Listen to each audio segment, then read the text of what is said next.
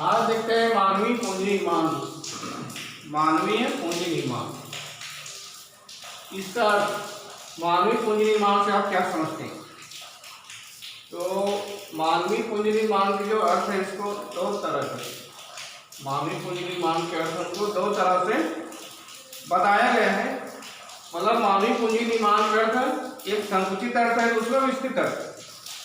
तो यदि हम देखें संकुचित अर्थ, मानवीय पूंजी निर्माण का अर्थ शिक्षा एवं प्रशिक्षण पर, शिक्षा एवं प्रशिक्षण पर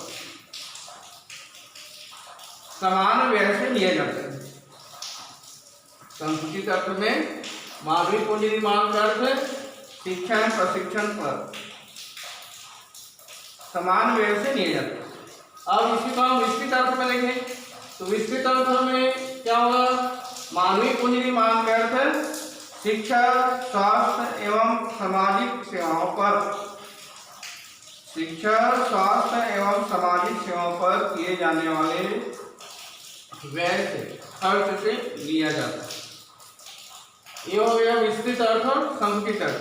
यदि हम दूसरे शब्दों में कहें कि हमारे भारत देश में नहीं मानवीय पूंजी निर्माण,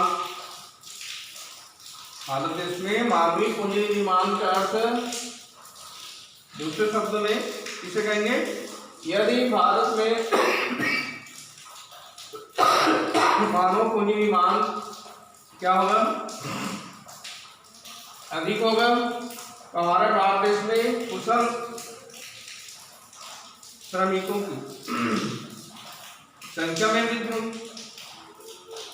इस प्रकार हम देखते हैं कि हमारे भारत देश में मानवीय पूंजी निर्माण तभी होगा जब सरकार द्वारा, शासन द्वारा शिक्षा, प्रशिक्षण, स्वास्थ्य और सामाजिक सेवाओं पर विशेष ध्यान दिया जाएगा। तभी देश की श्रमिकों में कार्य कुशलता में वृद्धि होगी, वे उसकी योग्यता में वृद्धि होगी। ये हो गया इसका अर्थ। अब हम देखते हैं मानवीय पूंजी और भौतिक पूंजी में अंतर। मानवीय पूंजी और भौतिक पूंजी में अंतर, तीन अंतर है, 3 नंबर का दिया जाता है। तो पहला है मानवीय पूंजी। मानवीय पूंजी में इसका प्रदर्शन किया जाता है। यदि हम देखें तो मानवीय पूंजी में कुशल एवं प्रशिक्षित श्रमिक,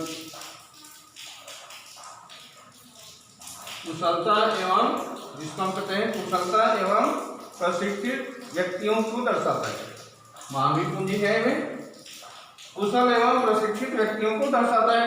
और भौतिक पूंजी में उत्पादन के जो साधन होते हैं, भौतिक पूंजी में उत्पादन के जितने भी साधन होते हैं, इन उत्पादित साधनों में जैसे हम मशीनें देखते हैं, उपकरण देखते हैं, इमारतें देखते हैं, इनको हम भौतिक पूंजी में शामिल करते हैं। दूसरा है मानवीय पूंजी क्या होती है? सक्रिय होती। मानवीय पूंजी सक्रिय होती है, भौतिक पूंजी निष्क्रिय होती है। तीसरा है मानवीय पूंजी भौतिक पूंजी का निर्माण करती है। मानवीय पूंजी में भौतिक पूंजी का निर्माण करती है। और भौतिक पूंजी में देश में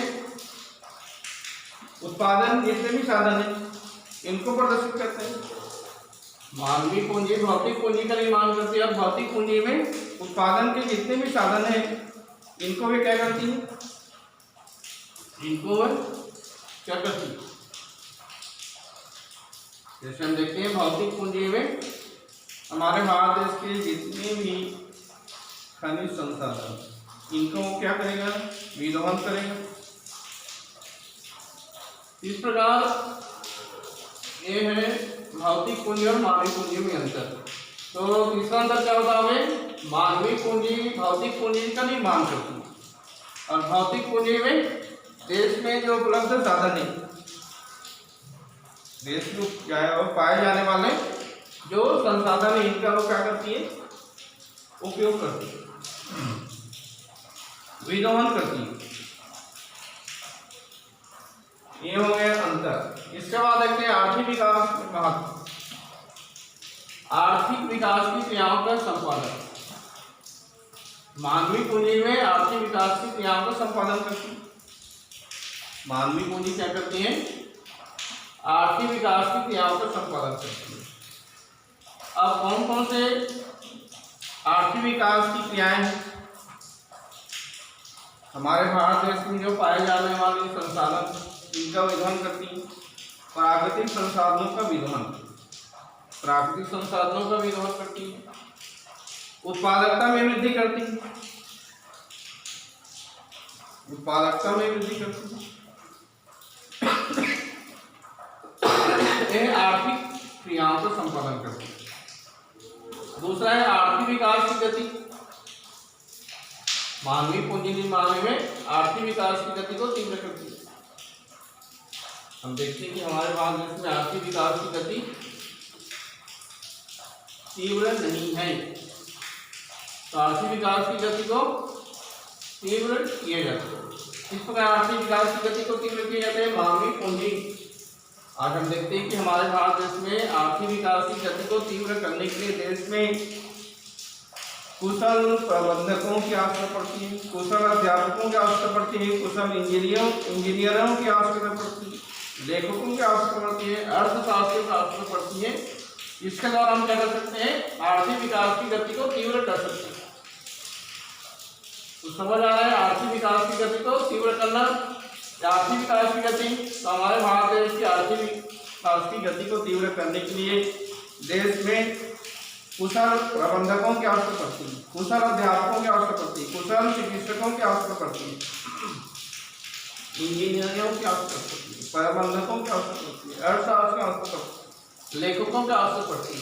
इन सब के द्वारा आर्थिक विकास की गति को हम तीव्र कर सकते हैं। उत्पादकता एवं कुशलता में वृद्धि। मानवीय पूंजी निर्माण के द्वारा हम क्या कर सकते हैं? देश की उत्पादकता एवं कुशलता में वृद्धि कर सकते हैं। मानवीय पूंजी निर्माण के द्वारा देश को उत्पादकता एवं कुशलता में वृद्धि किया जा सकता है। हमारे भारत देश में हम देखते हैं कि हमारे भारत देश में लोगों को मानवीय पूंजी मतलब शिक्षा है, स्वास्थ्य है, प्रशिक्षण है, इस पर हमको अधिक क्या करना पड़ेगा? व्यय करना पड़ेगा, तभी हमारे भारत देश में क्या होगी? उत्पादकता एवं कुशलता में वृद्धि होगी। चौथा है लाभपूर्ण रोजगार। लाभपूर्ण रोजगार मानवीय पूंजी निर्माण का चौथा महत्व है लाभपूर्ण रोजगार। यदि मानवीय पूंजी निर्माण में वृद्धि होगी, लोग प्रशिक्षित होगा, प्रशिक्षण प्राप्त करेंगे, उसमें शिक्षा का विस्तार होगा, स्वस्थ रहेंगे, शारीरिक दृष्टि से स्वस्थ रहेंगे, इससे तो आगे रोजगार के जो अवसर इसमें वृद्धि होगी, लोगों को रोजगार की प्राप्ति होगी। इस प्रकार लोगों को रोजगार प्राप्ति होगी, मानवीय पूंजी का निर्माण होगा। पांचवा है औद्योगिकरण का विस्तार। औद्योगिकरण का विस्तार मानवीय पूंजी निर्माण के द्वारा हम क्या कर सकते हैं? उद्योग धंधों का विस्तार कर सकते हैं। और इसके लिए मानवीय पूंजी में आप सबको मालूम है शिक्षा है, प्रशिक्षण है, स्वास्थ्य है, सामाजिक सेवाएं हैं। इससे क्या होगा? औद्योगिकरण का विस्तार होगा, देश में नए नए उद्योग धंधों का विस्तार होगा। हमको शिक्षा प्राप्त करना, प्रशिक्षण प्राप्त करना, स्वास्थ्य और सामाजिक सेवाएं, इन पर हमको विशेष ध्यान देना पड़ेगा। लोग यदि प्रशिक्षित होगा, लोग स्वस्थ रहेगा, तो क्या होगा? नए नए उद्योग धंधों का विस्तार, जिससे औद्योगिकरण को बढ़ावा मिलेगा। श्रम शक्ति के दृष्टिकोण में परिवर्तन।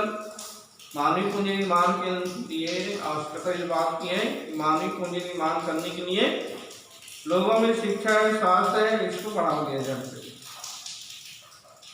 इससे क्या होगा? लोगों की जो दृष्टिकोण है उसमें परिवर्तन होगा, सामाजिक बंधनों से मुक्त होगा, सामाजिक बंधनों से मुक्त होगा, और सामाजिक बंधनों से मुक्त होगा तो लोगों की, श्रमिकों की जो दृष्टिकोण है इसमें परिवर्तन स्वाभाविक है। ये हो गया महत्व। इसके बाद एक देखते हैं पूंजी निर्माण की समस्याएं। भारत में मानवीय पूंजी निर्माण की जो स्तर है वो निम्न है। इसके क्या कारण है?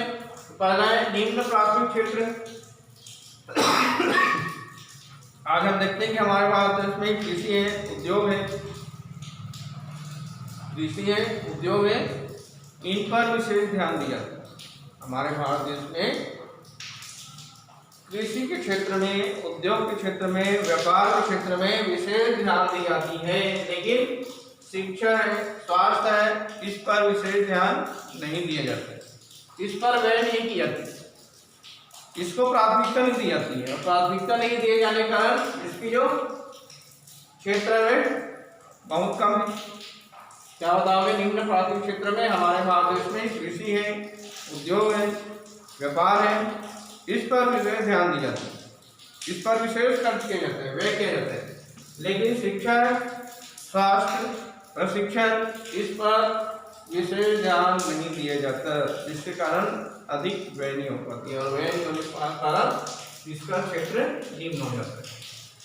दूसरा है क्षेत्रीय असमानताएं। हमारे भारत देश में क्षेत्रीय असमानताएं अधिक देखने को मिलती है। क्या वे शिक्षा के क्षेत्र में, स्वास्थ्य के क्षेत्र में, प्रशिक्षण के क्षेत्र में, इसमें क्षेत्रीय असमानताएं अधिक पाई जाती है। खास करके ग्रामीण क्षेत्र और शहरी क्षेत्र में ये विषमताएं या असमानताएं बहुत अधिक है। ग्रामीण क्षेत्र में हम देखें और शहरी क्षेत्र में देखें, दोनों की यदि तुलना करें तो बहुत अधिक असमानताएं पाई जाती है।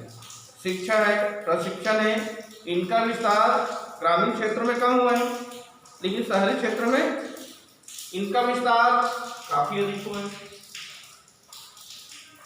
इस कारण शहरी क्षेत्रों की तुलना में ग्रामीण क्षेत्र में शिक्षा का विस्तार कम हुआ है। ये असमानता है।